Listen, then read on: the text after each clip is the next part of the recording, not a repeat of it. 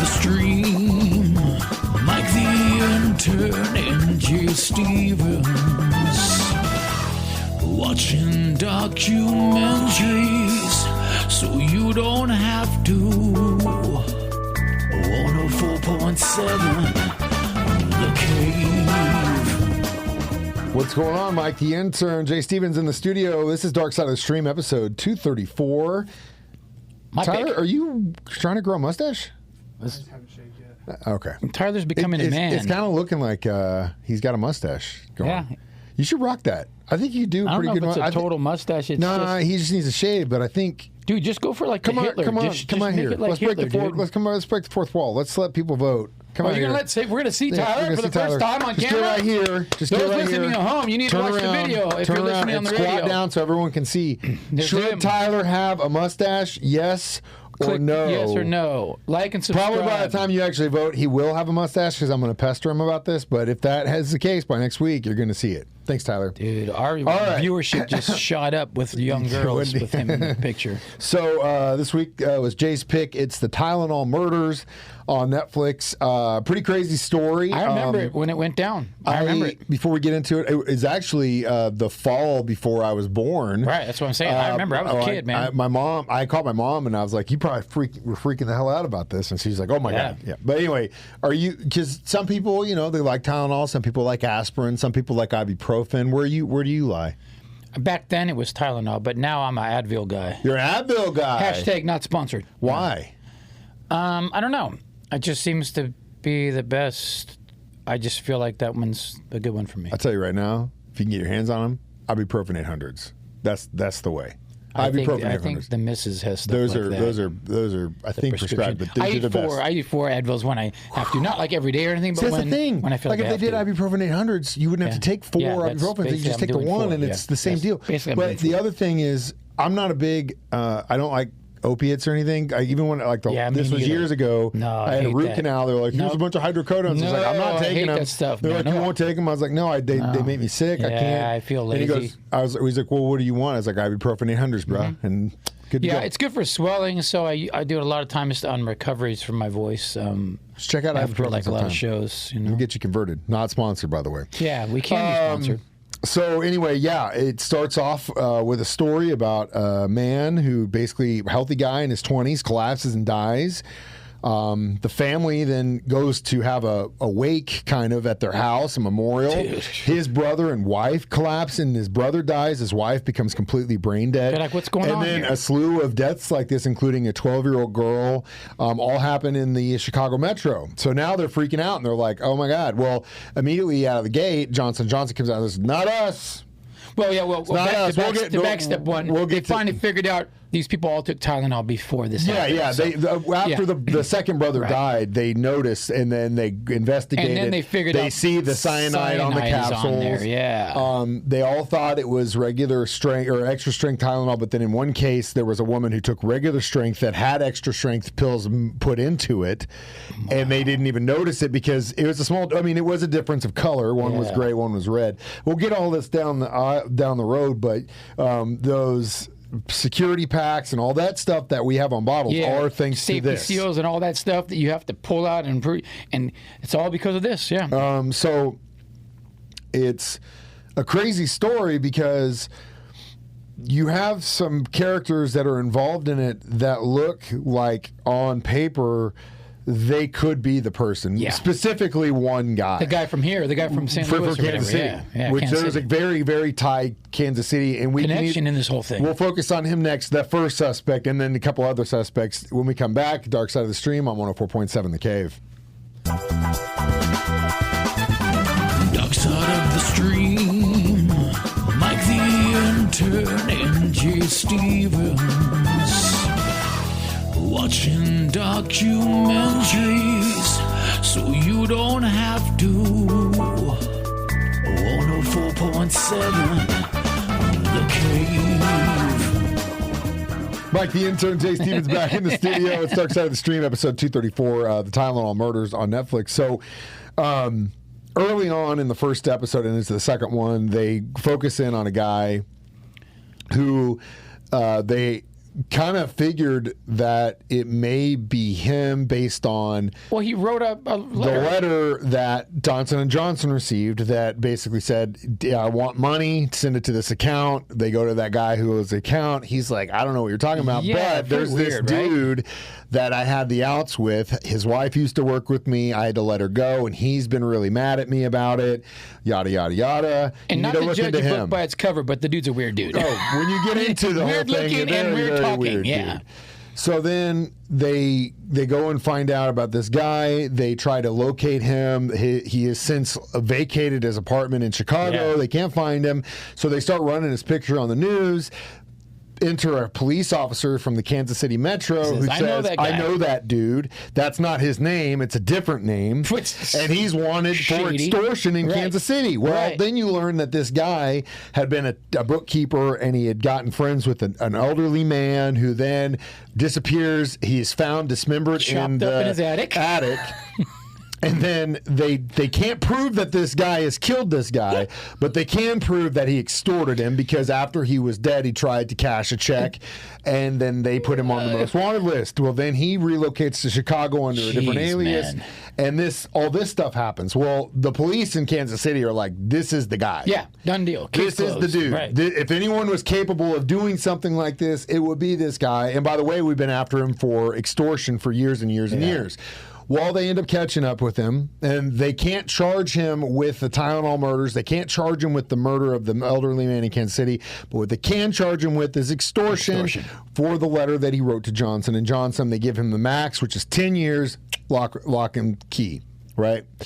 Cool. Well, Case then, closed, right? Well, no, because then another guy kind of comes out, and because of a bar owner who said, you know what, I think you got the wrong guy, it was actually this dude who was trying to do it.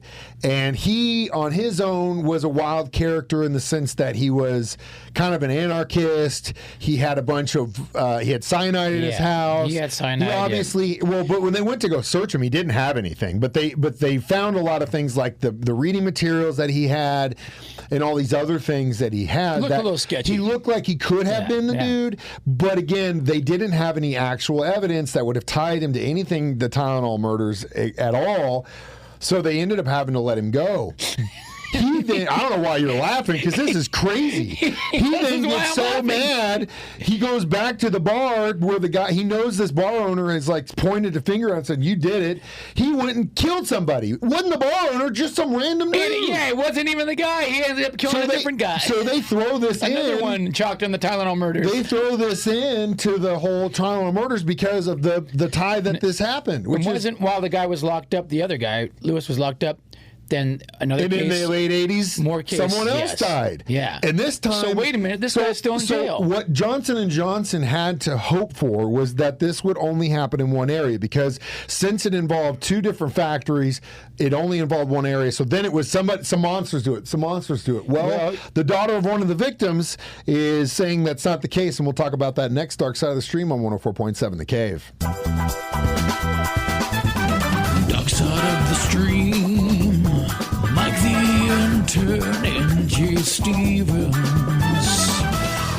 watching documentaries so you don't have to.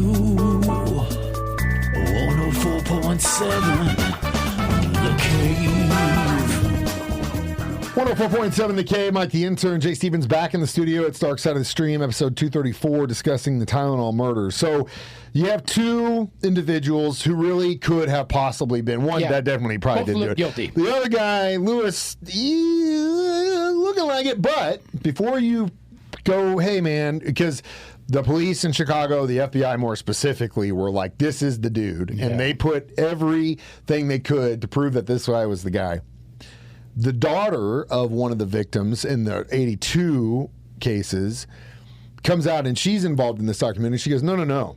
I don't think that it was anybody. I think this was all Johnson & Johnson the whole time. Yeah. Well, then you start looking at that perspective. And out of the gate, Johnson & Johnson claimed that there was no cyanide in any of their factories whatsoever. A lot of stories didn't add up there. But then the medical officer in Chicago goes on a press thing right after that, and he goes, so I asked them, do you have cyanide? No. Well, then I asked one of the people, the managers on location, do you got? Well, we actually do have cyanide, but it's not in it's in a locked room. It's locked up. We can't get to it. Come to find out, it wasn't in a locked room at all. Any employee could have had access to it. On top of the fact that it was within 500 feet away from where it was being processed. So now you have to have a history of getting sued for huge amounts as well. And lying. That these guys may have actually had contaminated product out there.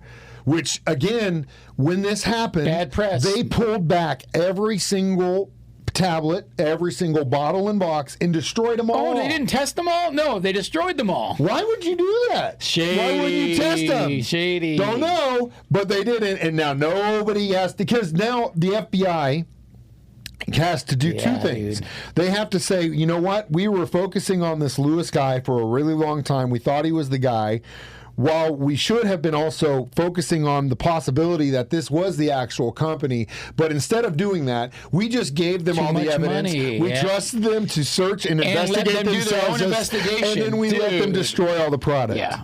And I'm not going to say what I think because companies, I just, at the same time, have a bad history. Look at the facts. Yeah. And spoiler alert, the thing is still not solved, the case. At all. No.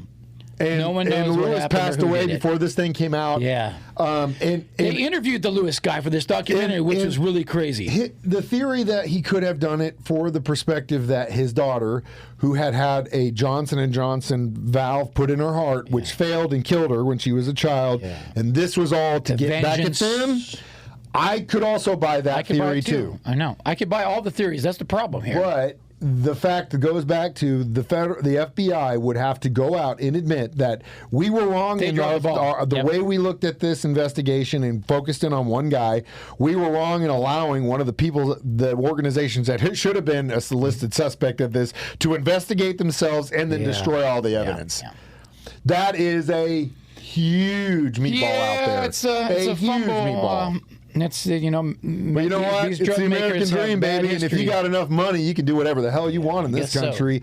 Proven time and time again. We'll be back with our thoughts on this documentary and reviews next on 104.7 The Cave. Dark side of the stream, Mike the Intern and Jay Stevens, watching documentaries so you don't have to. 104.7 The Cave. Jay Stevens, Mike the Intern, back in the studio one more time. Dark Side of the Stream, episode 234. It was the Tylenol murders. So how many little white and red pills would you give this thing? 3. I'd go 4.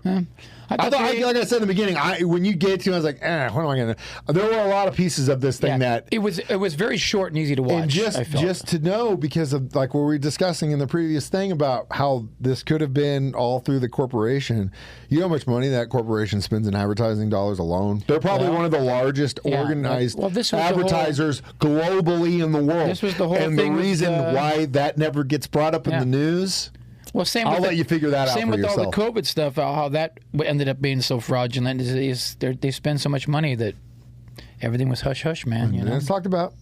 Yeah. So, again, I give it more because, at least just because I learned a lot. Yeah, I did like there were things about it that I was... Missouri. Yeah, dude.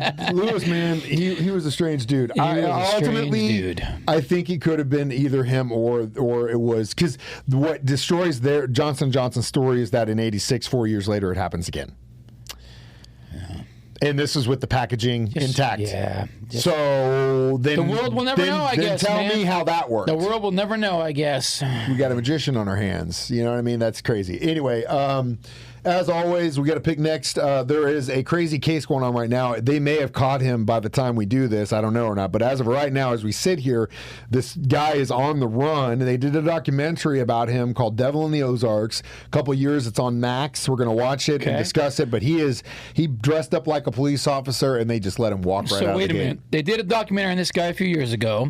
He's been in jail, locked him up, and now he just got out like last week or something here. Yep. He's roaming free? Yep. Can we get him in here You in the might studio find him next at a week? Machine Gun Symphony Let's concert. get him in the studio next week. I'm not going to your show. We'll put him behind this O so he won't know his face will be disguised. As always, you can watch us do this live 9 a.m. on Thursdays on Facebook or YouTube. That's when I play during my show. Jay plays it at 6 during his show, or you can always listen to it as a podcast on our 104.7 The Cave app. I am Mike the Intern. That's am Jay Jay Stevens Stevens. reminding you We watch movies, so you documentaries, don't have to. It's Dark Side of the Stream on 104.7 The Cave.